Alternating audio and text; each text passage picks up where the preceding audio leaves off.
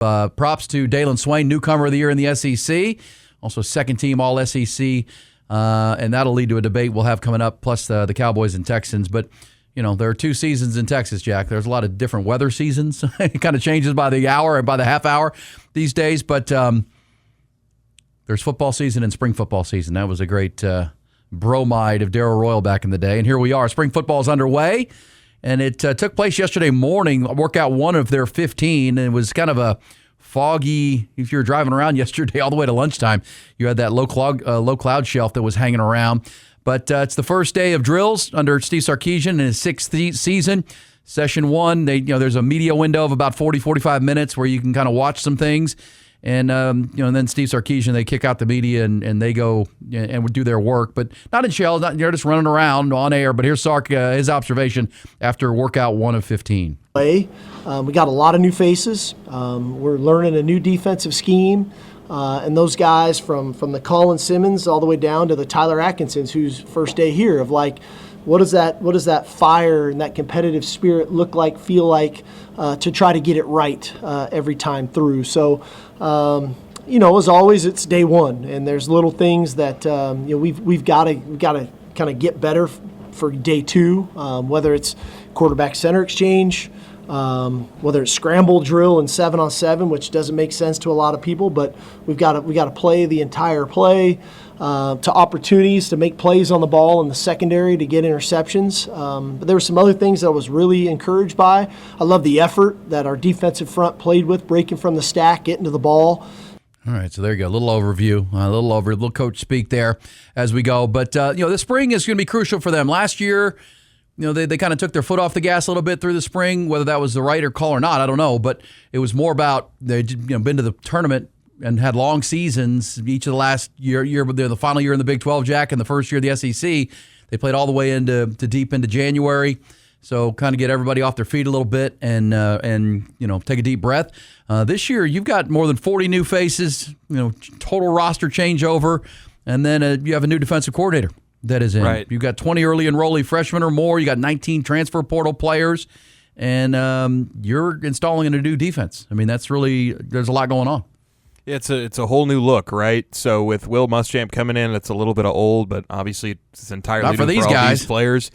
Yeah, I'm excited to see how it works out because we've seen continuity be important in college football in the past, and that's kind of been turned on its head, right? With Indiana just bringing in an entirely new roster of old guys. That's what Texas is trying to do here. You want to bring in veterans, and you're kind of leaning more into the veteran side than the development side. Try to do a healthy mix of both, but we'll see. And Sark, we'll hear him right here. Will Muschamp, what he's bringing to the meeting rooms, behind the scenes, and then on the field yesterday for the first time. He's been a head coach at two spots, South Carolina, Florida, big programs. And, you're right, because Sark for 5 years has had total continuity, especially on his offensive staff and then PK in the defense. Been some positional coach changes, but continuity's been there. But he felt like there needed to be a spark, a change of voice. So to bring back Blake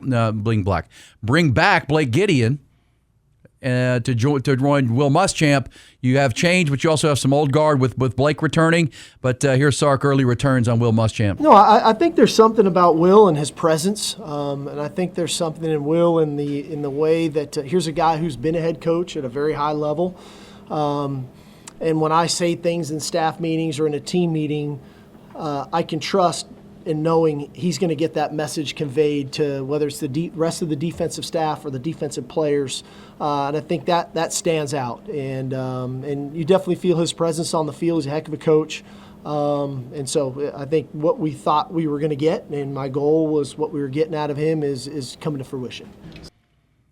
Sark then was asked about Arch Manning and obviously the quarterbacks. Arch is coming off minor foot surgery. We told you we saw him at the basketball game Saturday night, Texas and Oklahoma. He looks okay. He's out there running around, but they're not going to rush it. And here's Sark on the quarterbacks, including number 16. Right on path with where we thought he would be. Again, we're not in a rush to get him out there. He did some throwing today, not when you guys were there, obviously, but he's right on course. We're just not in a rush, But I do think his experience, having been 3 years in the system, and knowing the stage that KJ's in, kind of in year two, the stage that Dia and MJ are in, their first time going through it, he can offer some subtleties that maybe are from a different perspective than mine or Coach Milwee or Coach Bamonte that sometimes resonates a little bit better for a younger player, as well as with the receivers. That communication with those guys, whether I'll use Cam as an example, watching him run a route, come back, and then that communication with where they're at of how Arch saw it or how Cam saw it and why he ran a route a certain way. And so all those things are underway. And we'll get him going more and more as we get through spring. And again, we got 3 this week. We get spring break. We'll get back.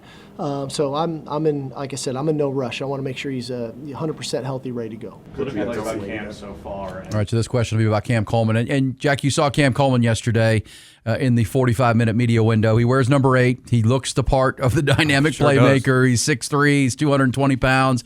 Really high points the ball, just all the things we talk about. But listen to Sark, most importantly, answering this question, he already is one of their best practice players. He brings the intensity that they want. Because remember, Ryan Wingo, not out there. He's coming back like Arch off off-season surgery, minor, but just precautionary. Same with Evan Mosley. And so it's really the lead dog is Cam Coleman coming in from Auburn.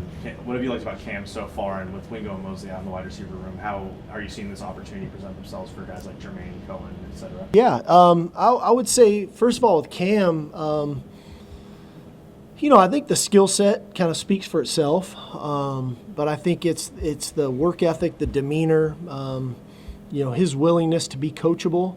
The effort he exudes, a guy of his stature and his ability, I've seen it plenty of times where, maybe they can coast certain things or not.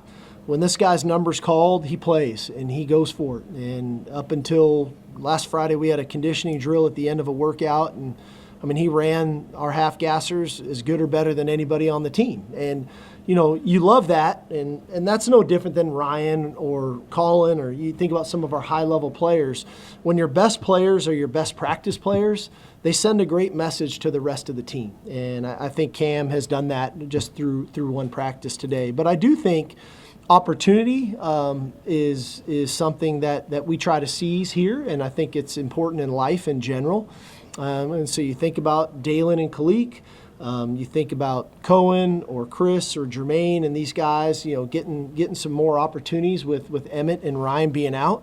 And I think they're doing their best right now to take advantage of it. I love that room. I think that room from top to bottom is probably as talented as we've had in my time here. But again, that's a quick snapshot of one day. But that room's very talented, and when we get those 2 guys back, we're going to be in good shape. All right, so there it is. That's Sark. Because remember when Sark came to Texas, Jack, he came off of a wide receiver room that included 4 first-round draft picks. Yeah, Heisman Trophy winner a few seasons. Yeah, Devontae Smith and Henry Ruggs, of course, his tragic tale. But you had Jalen Waddle. You just had dudes there now. And how Sark, 6 years in, says this is the most talented wide receiver room he's had. We also know they've overhauled the running back room with the additions of Hollywood Smothers from North Carolina State and Rayleigh Brown from Arizona State, both over 1,000 yards last year, and they're going to pair to become the dynamic duo at running back. But that leads us right into our first day 1 of spring practice review, Jack, of our transfer portal spotlights. You have some college football music for me on this. I'll get you this because we understand the offense has a chance to be as dynamic or more dynamic than any in the country for Texas. And again, he just said best wide receiver room in the country, Arch Manning, year better, more experienced, dynamic running backs. But we know that the ceiling will be put by the offensive line. And that brings our first spotlight to Wake Forest transfer right tackle Jack Melvin Siani. A little background and recruiting profile. He hails from Ontario, Canada, Hamilton, and he grew up playing mostly basketball, and then he picked up football. But his football, as he continued to grow into his massive body, he's 6'7", he's about 310, 312 now. Big.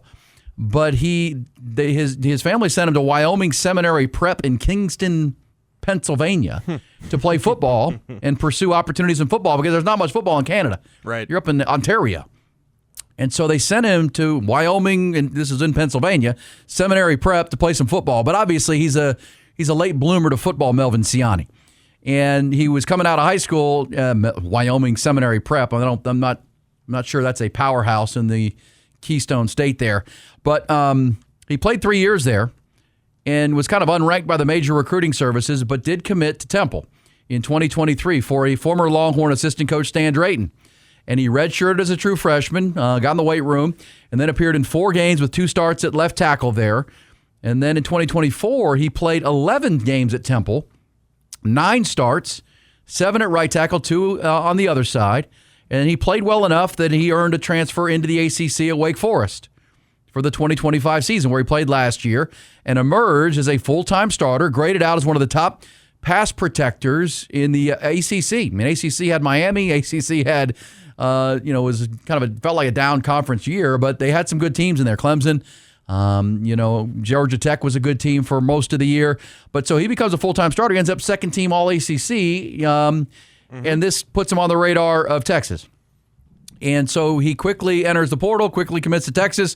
He was one of the Longhorns' first offensive line additions via the portal, in program history. So he arrives to Texas, Melvin Ciani. He'll wear number 71 as a redshirt junior with 2 years of eligibility remaining. He ranked as the number 94 overall transfer portal prospect and the number 3 offensive tackle prospect by 24/7 Sports. So 6'6", he's right now about 305. Build and athleticism is the exact frame you want. And I think what Texas is betting on the come here. Is that fair to say, Jack? That they're betting on, the best tackle in the market was Jordan Seaton, the kid from Colorado to LSU. And that was the most expensive portal. Mm-hmm. But and Jordan Seaton's going to be a really good player. He's going to be an NFL player. But, when you have Trevor Gooseby, who you were able to convince to come back to play left tackle, who could have gone to the NFL draft, that was not cheap. And so now you have Melvin Ciani, who, if you get him in the weight room with Torrey Becton and you develop the guy, he's already played 28 career games, 24 starts, 17 at left tackle, 7 at right. He is, poised for an immediate impact at right tackle. That also allows Texas to shift Brandon Baker inside to guard, which Steve Sarkisian has said he's always felt like Brandon Baker, when they recruited him out of Mater Dei out in California as a 5-star kid, he's got more of an NFL body at guard. Mm-hmm. And so, but Melvin Ciani has the NFL body at tackle because of the long arms, because of the height, because of the basketball background, the feet and the athleticism. If Kyle Flood can develop this guy, he already projects as an NFL draft pick when he heads to the NFL, whether it's this year or next, after this year or next. But with development, he could become a first or second round draft pick. That's the body. Yeah, I'm looking at the roster here. He's listed as a senior. I'm not really sure why. He only played in 3 years. I guess they're counting the red shirt, but it says he's up to 313. Ooh, that's 10 pounds from coming in. 302, he played out of Wake Forest. Yeah, that's some big stuff on the right side. I think Arch Manning, he's good at tackle. I think the guards we still have a little bit of questions about, but I know they've addressed it in the portal, and they're hoping to get more help with the NCAA here. Well, and according to the Pro Football Focus, this is their evaluation for his NFL potential, because Pro Football Focus has a college version, but they also do their bones in the NFL. He says Ciani possesses solid NFL potential and has the tools, frame, and athleticism to develop into a starting NFL tackle. His high PFF grades and 0 sacks allowed in 2025 suggest day 2 draft potential now, but he could flirt with first-round status if he continues adding strength and improving his run blocking. So, and again, that makes sense for a guy who came from basketball. Went to Wyoming Seminary Prep to learn to play American football, essentially, and now here he is from Temple to Wake Forest and taking the big step up to the SEC. We'll see. That's where it stands. Melvin Ciani. And if that works out with Trevor Gooseby on the other side, who's seen as a top 15, top 20 caliber draft pick next year with development and health, you also move Brandon Baker inside. Connor Robertson returns for a 5th season, and that's where the left guard spot stands out. They brought in Dylan Sikorsky from Oregon State for depth, but they also are hoping on the waiver for the Western Kentucky transfer, Lawrence Seymour, Jack, who he's the opposite of Melvin Ciani. The reason when he came out of Miami, Florida, and we'll spotlight Lawrence once he's official, he's only 6'2". He's kind of a stockier guy, but he has developed, and if he gets a 6th year, he's kind of a road grader. His run blocking is what stands out for him. That's why he was second-team All-American last year at Western Kentucky. Melvin Ciani, more of the pass protector for Arch Manning, but they want to develop his physicality. So, if Texas hits it on the O-line, if they get this thing to the next level from where it was a year ago with the return of Brandon Baker, Connor Robertson, Brandon Baker, so 3 of your 5 starters and returning, plus you add a kid the caliber, a high pro potential Ciani with, you get a second-team All-American at guard, you have the formation of what could be, again, it's could, air quotes, could be a much improved offensive line with all that skill talent around Arch Manning. I think that's what we expect, right? A year more of weight and development of the guys that were already here. You identified some names out of the portal that you like. Didn't take the big swing to spend the money for the guy out of Colorado and LSU now, but you couldn't afford that, though, because Correct. you already have Trevor Gooseby, and he's making a good number. Yeah, Trevor Gooseby coming back, you could look at that as a portal It addition. is. Oh, it was. It was. Because Trevor Gooseby, I mean, go on Twitter and look what people say about Trevor Gooseby. That guy would probably be a first-round pick, maybe a top 20 pick this year. Yeah. Could be the first tackle off the board. And that we said that going into the portal process during the brawl prep. I mean, that's the single biggest return. If he comes back, it solidifies the left side, and you can go to work with a Siani and a Seymour, and the right side, we got Brandon Baker there. Spend that money on Cam Coleman. Plus, I will say this for Sark. Sark has said a lot that Andre Kojo. Yeah. Sark has actually said last year, Andre Kojo, the big, massive tackle, was coming, and they felt like maybe last year, if he continued his progress, they could play him at right tackle last year and slide Baker into the guard spot last year. And Kojo got hurt in camp and didn't play last season. Season ender. But he's back. He's even bigger, and they're ready to see. So he's a guy to watch, too. So they do have some options. But that is the single biggest factor on offense to what the ceiling of this team can be. It could be a championship team and a championship offense like Sark came from with Alabama with that skill talent, a wide receiver, a veteran quarterback, 2 dynamic running backs. But, yeah, it doesn't matter if you can't push people around, block people in the SEC and the Ohio States of the world that you're going to play in that, on your schedule.